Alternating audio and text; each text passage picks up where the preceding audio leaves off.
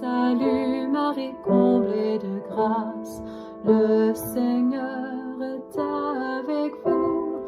Vous êtes bénie entre toutes les femmes, et Jésus, votre enfant, est béni. De uma pessoa chamada de Paulo. Então, São Paulo vai ter 14 cartas a ele atribuído a autoria delas e constituindo, então, o personagem de maior relevância no sentido de escritura, né, dentro desse montante dos 27 livros do Novo Testamento. Há uma caracterização interessante sobre o contexto dessas cartas, né? Dentro da cultura helenística, há esse gênero literário que envolve tanto o conceito de carta que nós temos também aqui na nossa cultura, não é? De envio de uma mensagem, de me comunicar com um destinatário. Mas também existe a possibilidade de um escrito mais curto de publicação para um público maior, não é? Nesse caso, também vai ser denominado de carta, que em grego todos esses contextos vão ser chamados de epistolei. Então, seria uma epístola. Podemos classificar alguns autores como carta pessoal, quando existe um destinatário, quando dentro desse destinatário está sendo discutido uma questão específica ou a necessidade de uma comunicação para o autor e o destinatário, que basicamente é uma pessoa verdadeira, uma pessoa física, não uma pessoa real. Existe uma carta, que aí seria a ideia de epistolê, uma carta no sentido para o público. Então, tem uma carta pública. Uma carta, na verdade, é um texto que visa discutir sobre um tema específico, abordar um tema específico e que esse tema possa não ser necessariamente direcionado para uma única pessoa, mas pode ser direcionado para uma comunidade ou para o público de uma forma geral. Então, teremos, então, uma distinção do conceito de carta entre uma carta pessoal, também uma carta individual, ou uma carta pública, ou uma carta geral. Dentro do Novo Testamento, nós vamos ter exemplos desses dois tipos de gêneros literários, tanto o conceito de cartas individuais, quanto de cartas públicas, vamos assim dizer. Dentro das cartas que nós vamos começar a estudar, vamos estudar as cartas ditas cartas paulinas, que vão ter como autor principal a figura de São Paulo. Então, São Paulo é atribuído a ele, como nós já comentamos, 14 cartas. Entretanto, estudos mostram que, na verdade, as 14 cartas podem ser divididas em dois grupos, na verdade, de 7. Teremos, então, cartas que são necessariamente chamadas de autoria real e sem discussão, próprias de São Paulo, que aí vamos chamar elas de protopaulinas, e 7 cartas que vão ser atribuídas não necessariamente à autoria direta de São Paulo, mas possivelmente não necessariamente uma escola paulina, mas de seguidores de São Paulo. Possivelmente pessoas nas comunidades que tinham a autoridade de falar em nome de São Paulo e que, após a sua morte, escreveram essas cartas. Esse grupo de cartas vai ser chamado de deuteropaulinas. Então, temos dois grandes grupos, as protopaulinas e as deuteropaulinas. As protopaulinas, dentro delas, nós vamos ter as cartas chamadas de maiores, e aí, neste caso, a sua significância em relação também ao volume, né, textual, então, o volume de textos maiores, e Outras cartas que foram chamadas também de cartas do cativeiro, de que foram escritas quando ele se encontrava já preso, não é, em Roma. Então, também são as cartas, né, da época em que ele se encontrava preso. Dentro dessas cartas, se nós formos ver na distribuição do Novo Testamento, o Novo Testamento ele vai se apresentar exatamente, se formos olhar nossas Bíblias, dentro dessas cartas maiores, né? Por isso que, no caso, a primeira carta que nós vamos ver exatamente no Novo Testamento é exatamente a carta de Romanos, né? Então, a carta de Romanos, seguido da primeira carta aos Coríntios, a segunda e a carta aos Gálatas.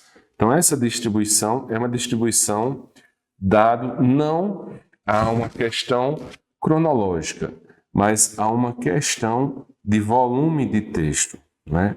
Então, a primeira carta mais simbólica, que na verdade estará entre as últimas a serem escritas, é a carta aos Romanos, né? Dentro dessas né, paulinas, nós vamos ter o primeiro escrito guardado ou ainda, né, pertencente de descoberta desse período de São Paulo, que é a primeira carta aos Tessalonicenses. Possivelmente ela pode ter sido escrita no período de 48, 49, 50 depois de Cristo. Ela é o texto mais antigo dentro dos textos do Novo Testamento. É interessante, mais uma vez, lembrando, né, que os evangelhos, eles não são necessariamente os escritos primeiros do Novo Testamento. Lembram? Quando estávamos estudando os evangelhos, logo no início, os escritos das cartas, né, principalmente de cartas de São Paulo, vêm muitas vezes antes dos escritos do evangelho, salvo o evangelho de São Marcos, que vai ficar próximo, né, temporalmente de algumas cartas finais de São Paulo, como também próximo de outras cartas. Então, na verdade, 1 Tessalonicenses é o documento mais antigo que nós temos e é verdadeiramente uma proto-paulina, né? Dentro dessa dinâmica temporal, né, não necessariamente verificando o aspecto do volume, mas de tempo, então nós vamos ter 1 Tessalonicenses, vamos ter Gálatas, Filipenses, Filemão, Coríntios 1, 2 e Romanos.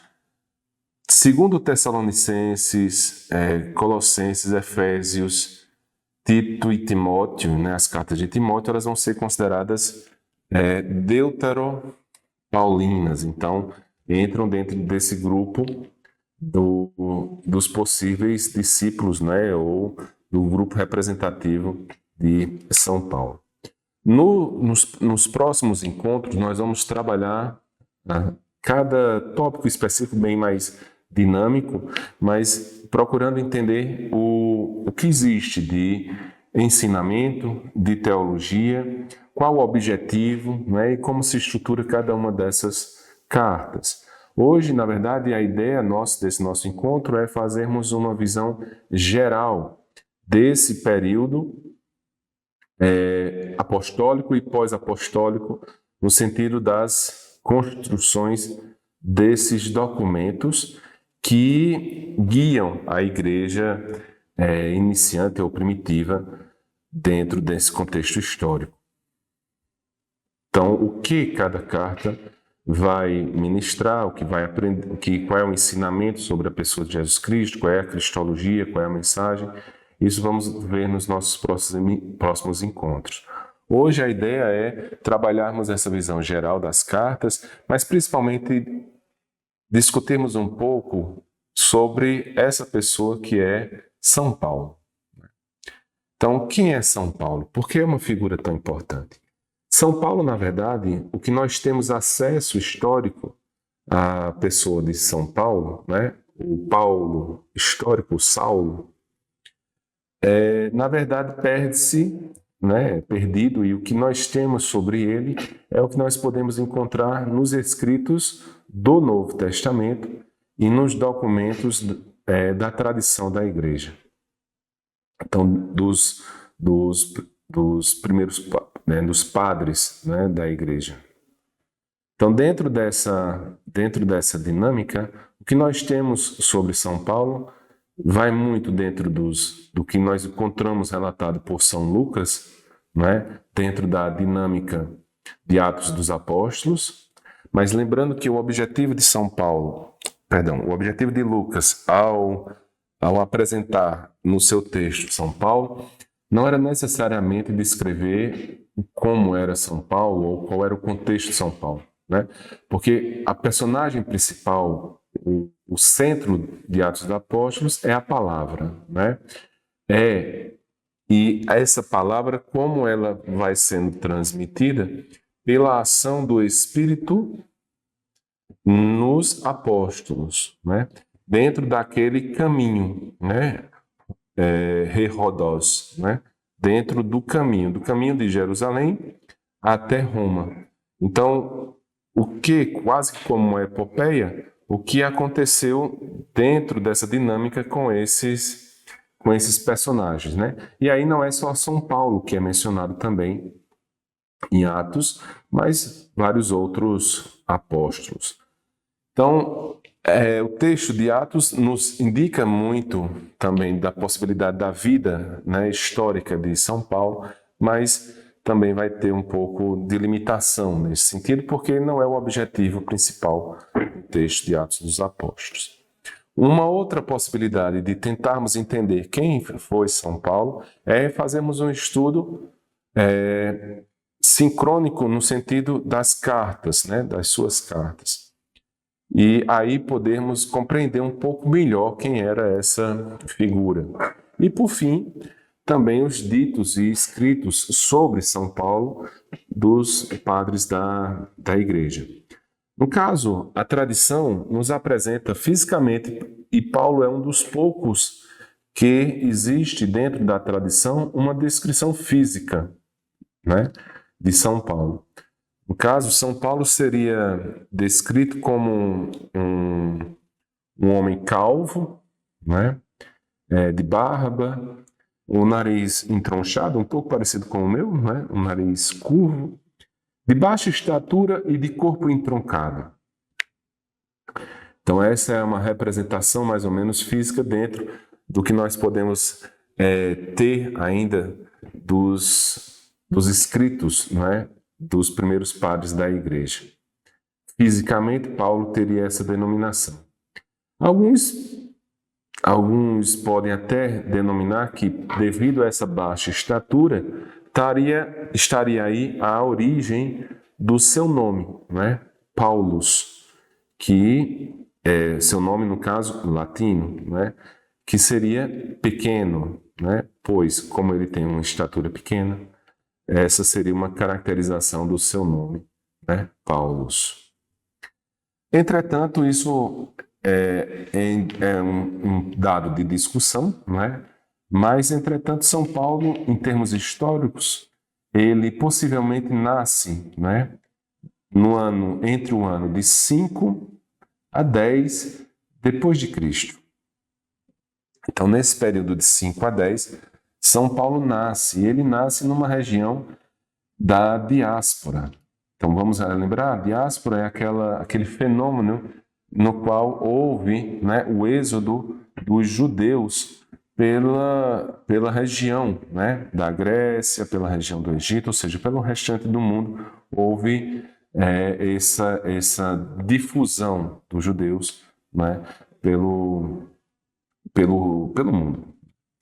E aí, como sendo um judeu de diáspora, ele nasce, não é, na cidade de Tarso. E, consequentemente, ele é um judeu de fala grega.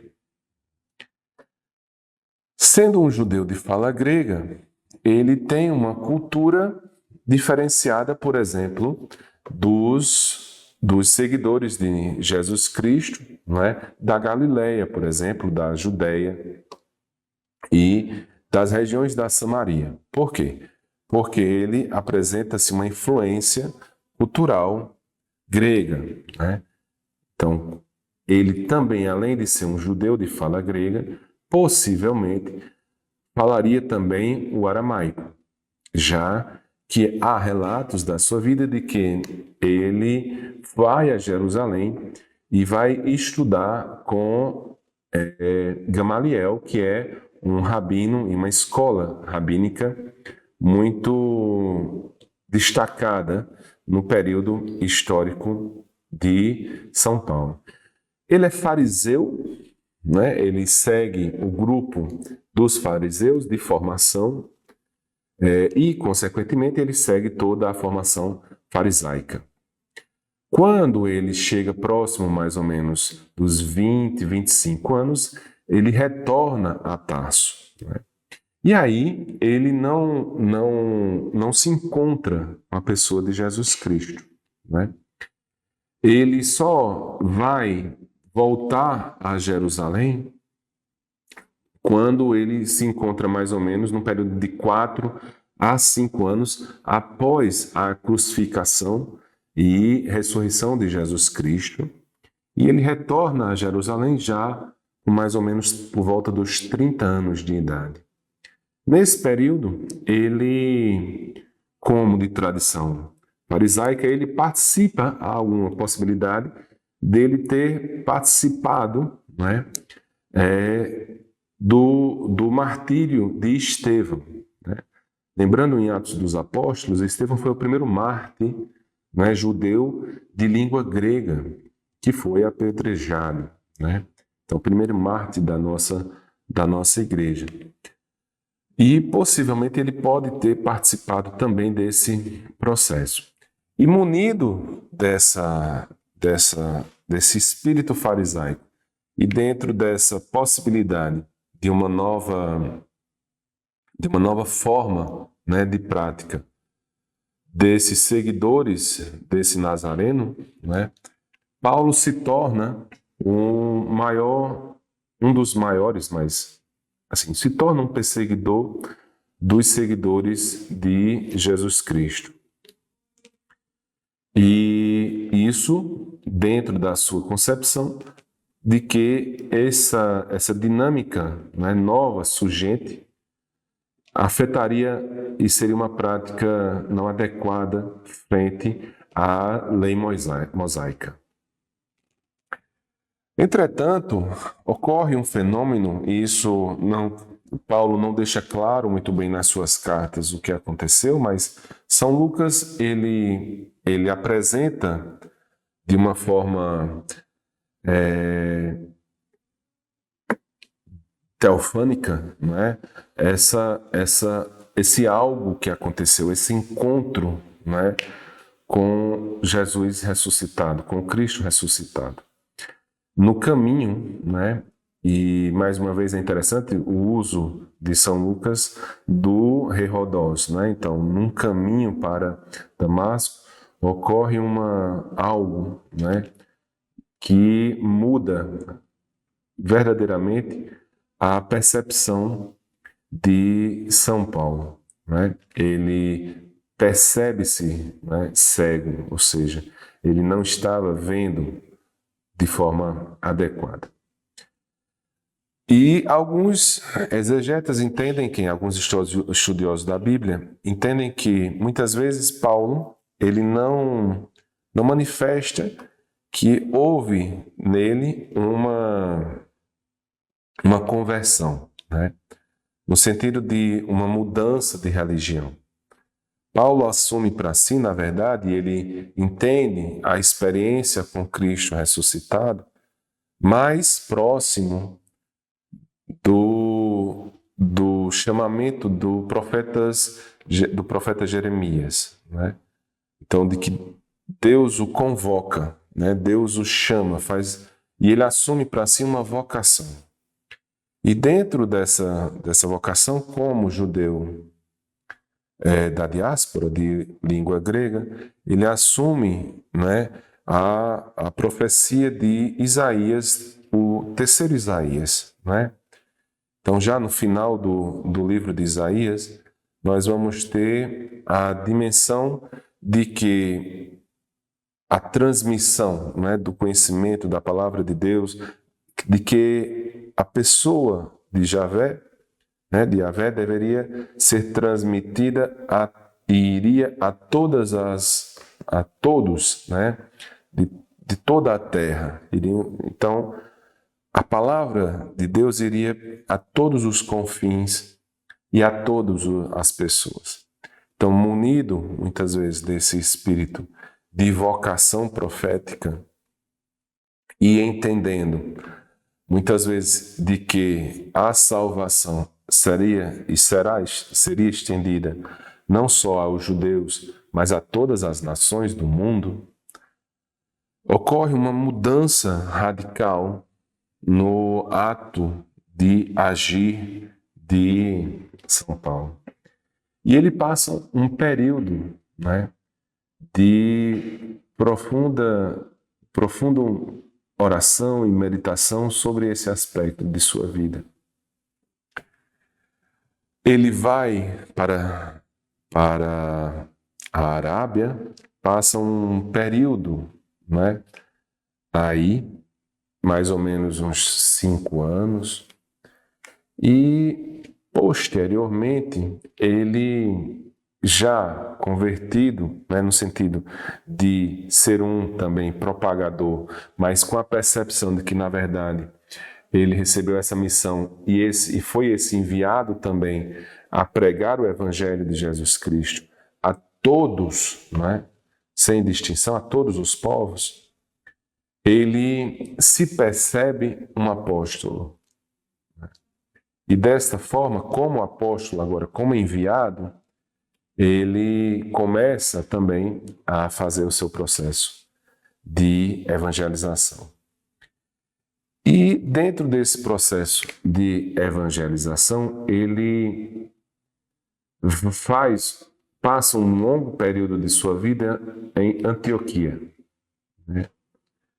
E nessa passagem, né, ele posteriormente faz um primeiro retorno, mais ou menos num período de uns 14 anos, né, para Jerusalém. E lá ele vai se encontrar, né, com São Pedro e São Tiago, né?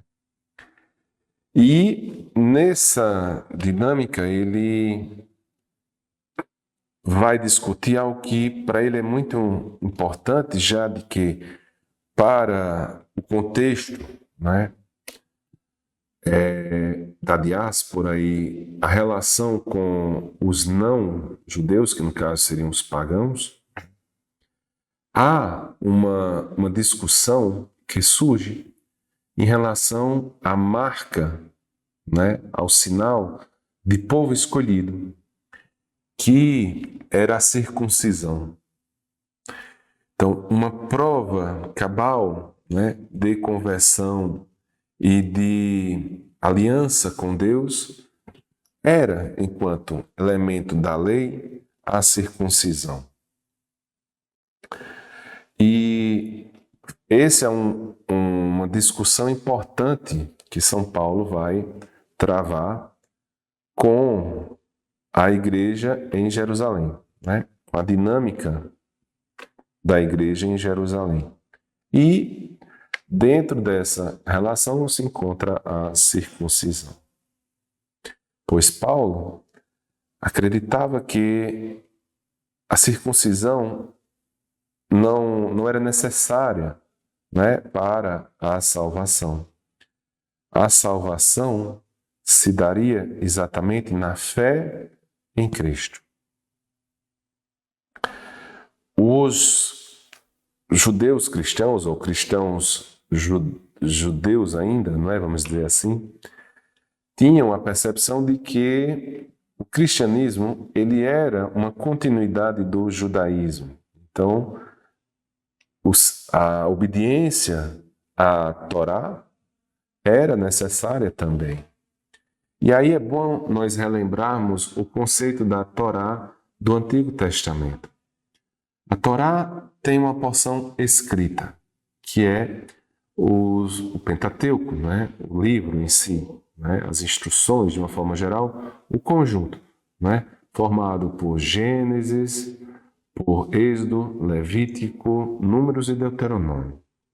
Entretanto, existe uma tradição, né, desde o Antigo Testamento, na percepção dos rabinos, de que existe também uma Torá oral, né?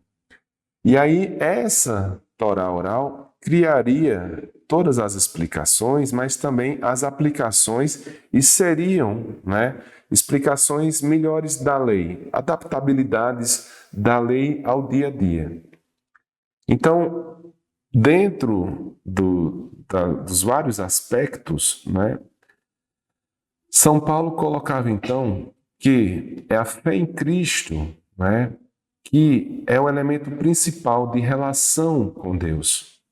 É o segmento à pessoa de Jesus Cristo que é a relação principal com Deus. E reformulou o pensamento da obediência à lei escrita e oral como sendo, né, essa relação com Deus, como acreditava, né, os judeus de uma forma geral. Então, a circuncisão era um destacado elemento, né, conflitante entre levar, né, o evangelho, levar a palavra para as outras nações que não sejam judeus, né, para todo esse povo, era complicado. Paulo via essa complicação. E essa foi a primeira tensão surgida. Posteriormente, então, São Paulo também participa de uma outra discussão já em Antioquia, com relação também à dinâmica também, mais uma vez, da lei no sentido das práticas alimentares. Se nós formos lembrar, quando estudamos Levítico, a ideia que compreendemos hoje, inclusive por esse pensamento, né, também de São Paulo, é de que as práticas, né, no dia a dia, naquele contexto, naquele processo, eram formas de nos diferenciarmos do mundo, de sermos diferentes, né?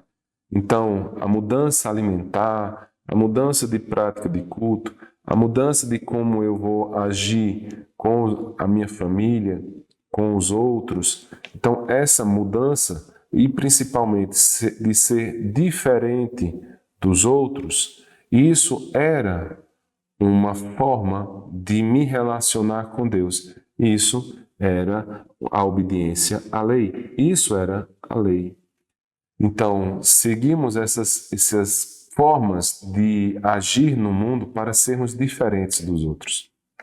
São Paulo entende, dentro de uma dimensão iluminada pelo Espírito Santo, de que é um viver em Cristo, é um estar, né, com os outros em Cristo, em comunidade, vivendo, né, a vontade do Cristo, que essa é a verdadeira relação com Deus. Não a estrita obediência fria a um pré-requisito ético, moral, alimentício e etc. Mas era exatamente esse viver seguindo a orientação do Espírito Santo. Viver em Cristo. E, a partir daí, então, as questões alimentares tornam-se complexas também para os não-judeus. E isso, mais uma vez, é assunto de tensão entre São Paulo e a Igreja de Jerusalém. Um conceito importante que temos que ter também, quando formos estudar cada processo dentro das cartas, né, agora dentro desse nosso novo estudo, é exatamente esse conceito da igreja, que Paulo entende como eclésia, né? Então, a eclésia, ela é... o sentido primeiro da palavra é uma assembleia, é uma reunião de pessoas. Então, era comum no mundo pagão, no mundo não judeu, e até mesmo em alguns aspectos também, em alguns elementos judaicos, o encontro, né, de pessoas em sentido de assembleia, né? Então, dependendo do objetivo dessa reunião, desse encontro, era comum, né, um encontro para uma assembleia.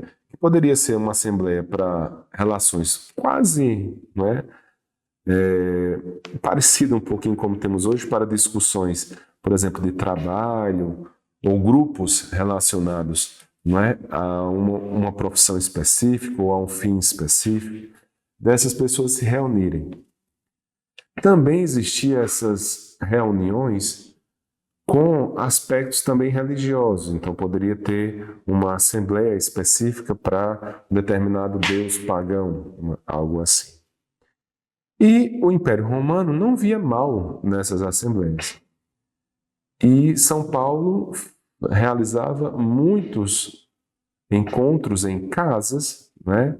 Então já não era mais tanto em sinagogas, eram mais em casas, e nessas casas você tinha várias assembleias, né? Ou seja, várias comunidades que de tempos em tempos se encontravam. Possivelmente, como era numa casa, esses encontros se davam numa média de... como temos hoje no dia a dia, não é? Quando a gente vai para um encontro, uma reunião do EJC, uma reunião do SCC ou uma pastoral, vamos ter ali 20, 30 pessoas se reunindo numa casa. Na época de São Paulo seria mais ou menos assim também. Então, por exemplo, em Coríntios, estudiosos mostram que deveria ter em torno de umas 5 eclésias, né? Então, daria um total aí de mais ou menos, né, uma grande comunidade em volta mais ou menos de 150, 200 pessoas.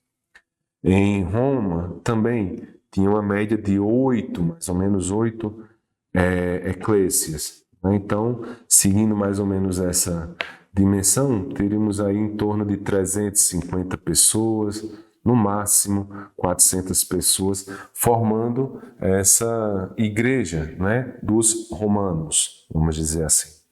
Então, era essa uma dinâmica, né, no qual São Paulo, percebido desse seu chamamento, né, dessa sua nova vocação, de tornar-se apóstolo, e aí ele também se entendeu a sua vocação como sendo o apóstolo dos gentios, né, dos pagãos, ou seja, de levar o evangelho para aqueles que não fossem judeus, de criar, né, e de se relacionar com várias cidades, né, e nessas cidades de constituir várias eclésias, várias assembleias, várias comunidades, como poderíamos ter uma comparação um pouco anacrônica, mas uma comparação com os tempos de hoje. Dentro dessa relação, né, da igreja, São Paulo cria uma estrutura interessante, que é exatamente de procurar as maiores cidades ou as cidades mais importantes. E ir a essas cidades, não é, maiores, como se fôssemos, por exemplo, para Recife, não é? Ou dentro de centros maiores, como, por exemplo, Brasília. Não é? Então, São Paulo ele ia para esses locais E da mesma forma que temos hoje, existem várias comunidades ou cidades que ficam ao redor dessas cidades maiores, né? E em determinados momentos, São Paulo vai para essas cidades e passa um determinado tempo maior, por exemplo, 5, 4, 3 anos, e exatamente indo também, constituindo na periferia dessas cidades, ou seja, nas cidades ou nas comunidades circunvizinhas, a sua pregação, vamos dizer assim. E ali ele constituiria, então, várias eclésias que depois iriam todas se apresentarem nessa dinâmica. Muitas dessas cidades já tinham também passado por ali apóstolos, né? E também outros pregadores. E depois, como fomos estudar em algumas cartas, essa demonstração, segundo São Paulo, da influência de outros dentro do que São Paulo compreendia como o Evangelho de Cristo. Então, essa dinâmica, né, era uma dinâmica clara de São Paulo de ir nessas cidades maiores. Geralmente, nessas cidades maiores, poderiam existir aqueles locais de encontro dos judeus, especificamente, que eram as sinagogas. Em algumas dessas cidades, em algumas dessas sinagogas, São Paulo, né, por ter ainda uma raiz, por ser também, né, fariseu, se apresentava aos sábados e sempre era após as orações, após os cânticos, após a leitura da Tanar, era permitido aos membros lá da sinagoga a explanação ou a fala, né? E nesses momentos, São Paulo, há relatos, né, principalmente em Atos dos Apóstolos, que São Paulo ele falava, né? E aí a pregação de São Paulo seguia essa orientação em relação entre a pessoa do Cristo e a lei, né? A lei escrita, a lei oral. E de que, na verdade, a salvação e a possibilidade, né, de uma vida eterna se dava num relacionamento melhor com a pessoa do Cristo, ou relacionar-se tendo um Espírito de Cristo vivendo em nós. E isso causava muitos conflitos, né?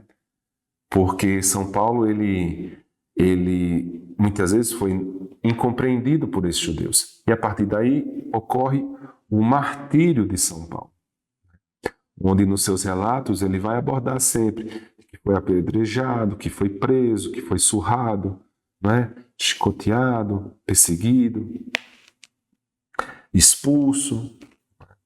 E essa dinâmica também apresenta-se nas cartas, né? E que leva a ele a possibilidade da sua prisão, né? Como cidadão romano, isso era uma vantagem que São Paulo se utilizava nessa história, porque São Paulo, como cidadão romano, não poderia ser julgado, embora já fosse por muitos, né, pelos sinédrios.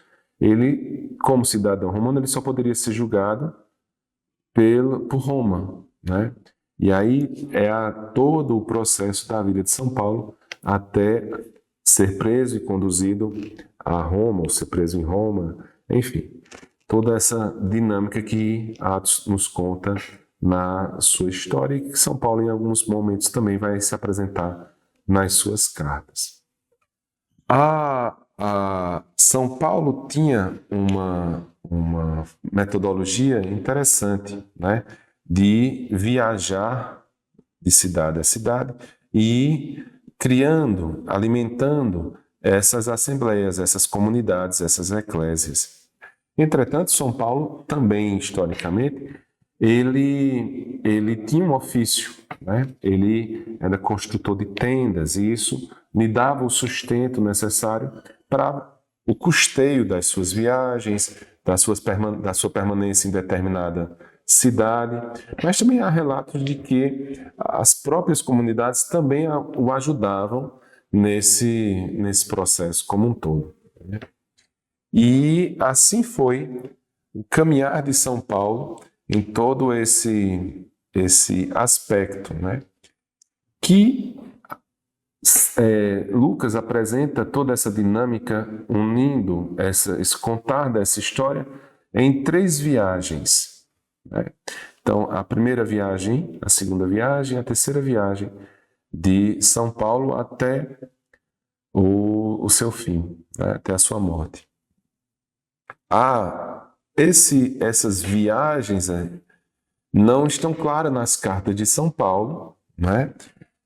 Não que ele não tenha feito viagens, né? Mas a distribuição em 3 viagens pode parecer, segundo alguns estudiosos da Bíblia, de que na verdade foi uma forma de que São Lucas se utilizou para tornar mais dinâmica, né, o relato da ação do Espírito Santo na vida de São Paulo.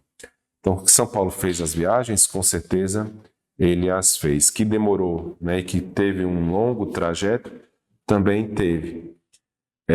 Mas se ele só fez essas 3 ou não, isso não fica claro realmente. E possivelmente ele pode ter feito até muito mais viagens e ido, por exemplo, né, até a Espanha, por aí.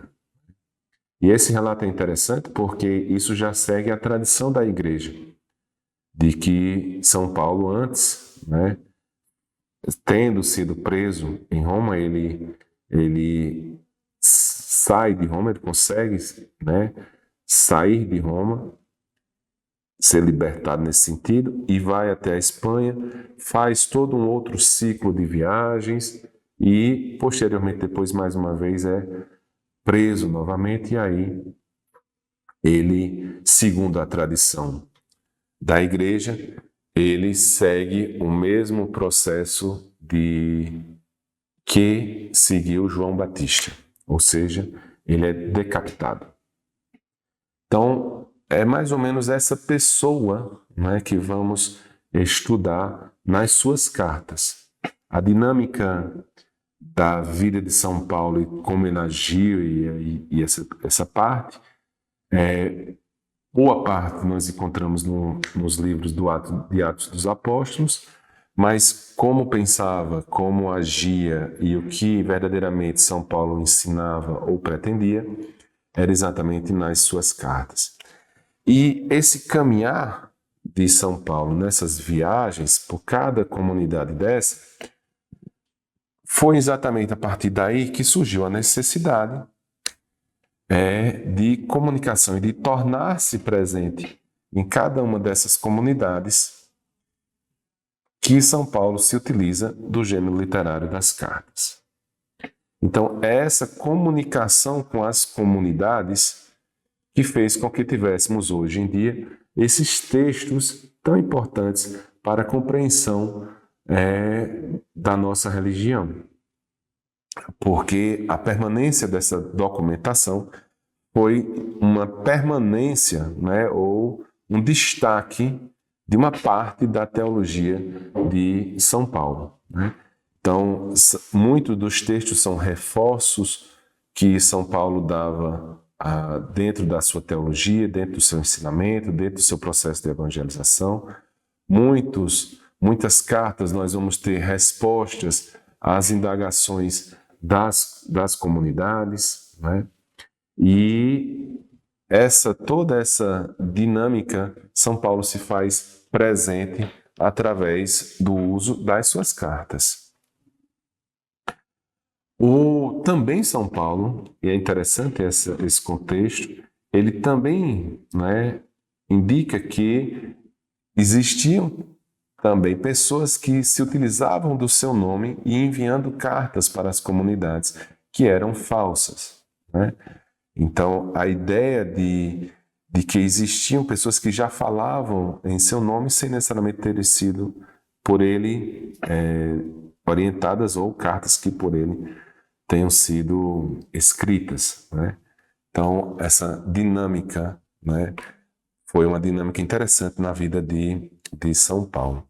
Então, o uso dessas cartas como forma de continuar presente em cada uma das suas comunidades, em cada uma das eclesias. Um fato destacado é como, e a tradição nos apresenta dessa forma, né? A pessoa de São Paulo é uma pessoa que ele tinha uma convicção muito forte, né, do que ele acreditava, né? Então, por exemplo, no início da sua vida, ele era capaz de matar por essa sua crença, por essa sua fé. E após o encontro com o Cristo ressuscitado, São Paulo permanece com essa mesma força, mas no sentido de que ele é capaz agora de dar a vida, né, por essa crença, por essa fé. Então, antes ele era capaz de matar pelo que ele acreditava, e a partir do encontro com Cristo ressuscitado, ele foi capaz, e foi verdadeiramente capaz de dar a sua vida pela sua fé, pelo que ele acreditava. E São Paulo, ele se torna, então, para todos nós, um dos, não o fundador do cristianismo, não é? Lógico que não. Mas ele foi uma das pessoas no qual o Espírito Santo, né, impulsionou, e que, graças ao seu trabalho, nós podemos ter hoje também o acesso à Igreja de Jesus Cristo. E a concepção do Cristo, né, é muito forte em São Paulo. E nessa percepção é que podemos trazer para nós também o aprendizado, não só das cartas de São Paulo, mas da vida de São Paulo. Então, São Paulo foi esse homem capaz era capaz de matar pelo que ele acreditava. Ao se encontrar com Cristo ressuscitado, e ele percebe-se agora o chamado por Deus para uma nova missão, assume a sua condição de apóstolo, e ele é capaz de dar a vida pela fé em Cristo.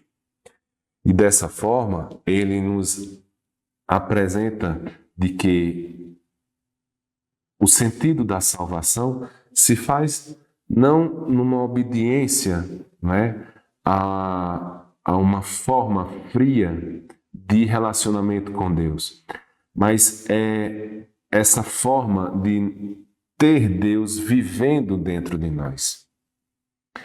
Então, é essa percepção de ter uma vida guiada pelo Espírito Santo, tendo uma vida em Cristo, e essa vida em Cristo que se apresenta concretamente, né, numa relação com o outro, né, numa criação de comunidade, tendo esse evangelho como centro, é o que nos verdadeiramente permite a possibilidade de relacionamento real com Deus e a nossa salvação para uma vida eterna. Compreender a vida de São Paulo é compreender que, como ele, também podemos ter uma relação de encontro com Cristo ressuscitado e de percebermos a partir daí a nossa vocação de sermos também enviados para levar ao mundo um Cristo, mas um Cristo vivo, que vive em mim. E nesse viver em mim, na minha vida, relacionando-se com os outros, eu perceber que desta forma é a melhor forma de me relacionar com Deus e assim alcançar a vida plena em Deus, a vida no céu. São Paulo e a igreja nos ensina isso, esse mártir que fez com que pudéssemos também, junto com todos os outros apóstolos, compreender o que significa verdadeiramente viver em Cristo, tendo uma dimensão de eclésia, de que fazemos todos partes de Cristo. Somos o corpo de Cristo. Somos a igreja. E assim, somos Cristo também no mundo. Nós estudamos os evangelhos, os atos, vimos e estamos começando a estudar um pouco sobre São Paulo, mas é extremamente importante pedirmos e compreendermos de que aquela que verdadeiramente viveu isso em sua vida foi o maior exemplo disso em sua vida, que faz com que nós tenhamos a possibilidade de termos uma mãe, e de estarmos sempre com uma mãe que nos ensina como devemos verdadeiramente amar o seu filho. Nossa Senhora. Nossa Senhora também é esse exemplo maior de igreja. Ela que foi a maior e mais agraciada de todas as criaturas, nos ensina como compreende também São Paulo o sentido de igreja, de viver para Cristo e de levar Cristo a todos os povos. Peçamos então a Nossa Senhora a graça de podermos como ela, de podermos como os apóstolos, de podermos como São Paulo, viver uma vida plena, mas compreendendo de que essa vida plena só será plena se for uma vida em Cristo. E uma vida em Cristo implica necessariamente uma vida de igreja, uma vida de comunhão. Ave Maria, cheia de graça, o Senhor é convosco. Bendita sois vós entre as mulheres, bendito é o fruto do vosso ventre, Jesus. Santa Maria, Mãe de Deus, rogai por nós, pecadores, agora e na hora de nossa morte. Amém. Maria, sede da sabedoria, rogai por nós. Sainte Marie, Mère de Dieu, priez pour nous, pauvres pécheurs,